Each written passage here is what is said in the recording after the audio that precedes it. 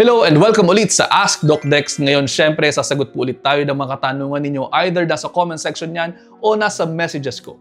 Itong araw na to, meron pong isang nagtatanong sa atin, i-blur ko na lamang po yung pangalan niya.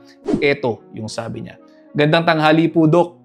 May diabetes po ako, 6 years na po. Ask ko lamang po, bakit kaya pag-ihi ko, katatapos ko lang umihi, naiihi na naman ako? Ano po ibig sabihin ng ganoon? Salamat po sa sagot. Salamat din po sa tanong. Narito na ang sabi ni Doc Dex. Ang tanong ni Ma'am na nasa comment section, para sumagot tayo ng ganito, i-apply po natin ang scientific method. Una, alamin natin kung ano ang mga given. Siya ay diabetiko na for 6 years, tapos nakakaranas na siya ng madalas sa pag-ihi. Pangatlo, gusto niya ng sagot kung bakit siya nakararanas ng ganito. Narito na po ang kasagutan. Ang totoo, hindi ko masasabi definitely dahil syempre, kinakailangan po natin ng tamang history at ng physical examination na thorough.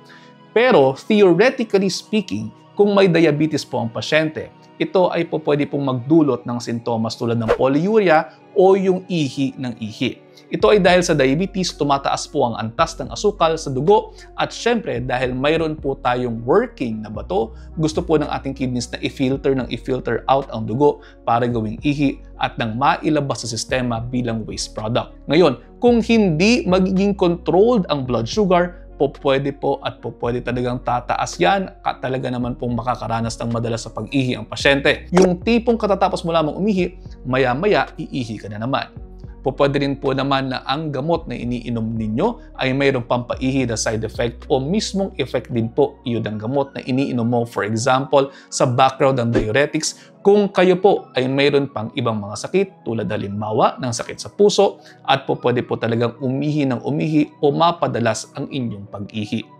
Bukod dyan, pwede rin po na naaapektuhan ang nerves ng pasyente kaya po nagkakaroon ng overactive bladder. O diba? Napakaraming dahilan, kaya naman best talaga na nagpapakonsulta kayo para malaman ang pinakadahilan ng mga sintomas na inyong nararamdaman.